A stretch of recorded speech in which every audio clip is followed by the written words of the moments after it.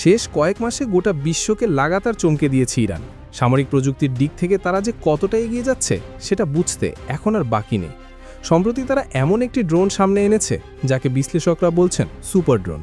এটি শুধু ড্রোন নয়, বরং ইরানের সামরিক শক্তি বৃদ্ধির একটি বড় প্রমাণ।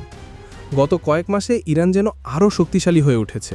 নতুন নতুন মিসাইল প্রোগ্রাম নিয়ে হাজির হচ্ছে, সুপারসনিক ফাইটার জেট পরীক্ষা করছে, আবার কখনও স্যাটেলাইট উৎক্ষেপণ করছে। আর এবার সবকিছুকে ছাড়িয়ে গিয়েছে এই সুপার ড্রোন। এই ড্রোন সাধারণ ড্রোনের তুলনায় সম্পূর্ণ আলাদা। এটি একসাথে 800 কিলোমিটার গতিতে উঠতে পারে এবং 150 কেজি পর্যন্ত বোমা বা মিসাইল বহন করতে পারে। ইরানের এই ড্রোন তৈরির পেছনে রয়েছে একটি বিশেষ ফ্যাক্টরি। সাধারণ ফ্যাক্টরি নয়, এটি মাটির 200 মিটার নিচে তৈরি করা এক গোপন ফ্যাক্টরি। এর প্রধান কারণ হলো বাইরের কোনো দেশ যেন স্যাটেলাইট দিয়েও সহজে বুঝতে না পারে তাদের এই কার্যক্রম। এই ধরনের মাটির নিচের ফ্যাক্টরির সাথে ইরান আগেই পরিচিত। তারা প্রায় সব আধুনিক মিলিটারি প্রযুক্তি মাটির নিচে তৈরি করে থাকে। বিশেষ করে তাদের মিসাইল তৈরির ল্যাব আর মিসাইল ভান্ডার সবই মাটির নিচে বিশেষ গোপন বাংকারে রাখা। এর কারণ খুবই সোজা, বাইরের দেশে নজরদারির হাত থেকে বাঁচা।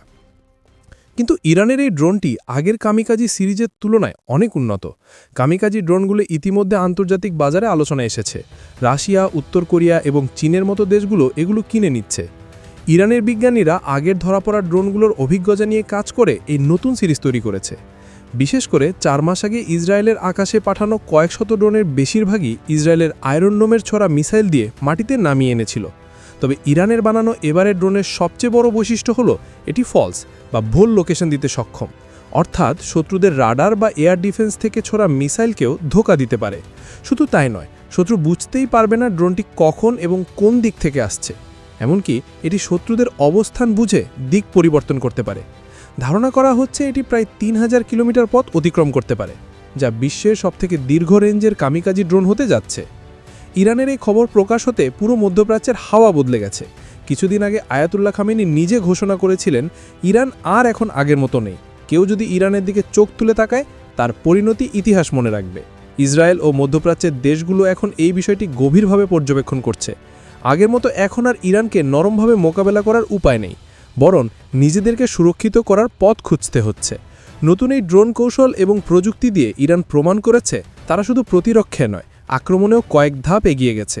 ইরানের ড্রোনের এই নতুন ধরনের সক্ষমতা শুধু সামরিক দিকেই নয়, রাজনৈতিক দিকেও ব্যাপক প্রভাব ফেলেছে। মধ্যপ্রাচ্যের দেশগুলো বুঝতে পারছে তাদের নিরাপত্তা ব্যবস্থাকে নতুন করে সাজাতে হবে। নতুন ড্রোন প্রযুক্তি মানে কেবল আকাশেই নয়, সমুদ্র ও স্থলে উভয় জায়গায় ইরান এখন আধিপত্য দেখাবে। তাই সবাই এখন নতুন করে তাদের নিরাপত্তা কৌশল তৈরি করছে। এছাড়া এই ড্রোন শুধু বড় আকারের মিশনেই নয়, ছোট এবং সূক্ষ্ম অ্যাটাকে ব্যবহারযোগ্য। আগের কামিকাজি সিরিজের মতো এটি শত্রুদের কিছু বুঝে ওঠার আগে আক্রমণ করতে পারে। বেশ কিছু মিডিয়া রিপোর্টে বলা হয়েছে ইরানের এই নতুন ড্রোন তৈরি করা হয়েছে মাটির নিচে এমন এক ফ্যাক্টরিতে যা সহজে নজরে আসে না। এই ধরনের বাংকারগুলো খুঁজে পাওয়া আন্তর্জাতিক গোয়েন্দাদের জন্য কঠিন। ফলে ইরানের সামরিক পরিকল্পনা প্রায় সবসময়ই সম্পূর্ণ গোপন থাকে। এই প্রক্রিয়াগুলো শুধু ড্রোনের জন্য নয়, বরং ইরানকে সামরিক প্রযুক্তির দিক থেকে আরও শক্তিশালী করার জন্য করা হচ্ছে। কারণ আগে নিষেধাজ্ঞা এবং চাপের মধ্যেও তারা নিজেদের সামরিক শক্তিকে আরও উন্নত করছে। ইরান ধীরে ধীরে সামরিক প্রযুক্তিতে এমন অগ্রগতি অর্জন করেছে যা আগের দিনে কেউ কল্পনা করতে পারে না। তাদের ড্রোনের ক্ষমতা, মাটির নিচে ফ্যাক্টরি এবং আক্রমণ কৌশল সব মিলিয়ে ইরান এখন একটি গোপন শক্তিশালী এবং আধুনিক সামরিক শক্তির উদাহরণ। তারা প্রমাণ করেছে প্রযুক্তি, কৌশল এবং গোপনীয়তার সমন্বয়ে একটি দেশের সামরিক ক্ষমতা কতটা বিশাল হতে পারে।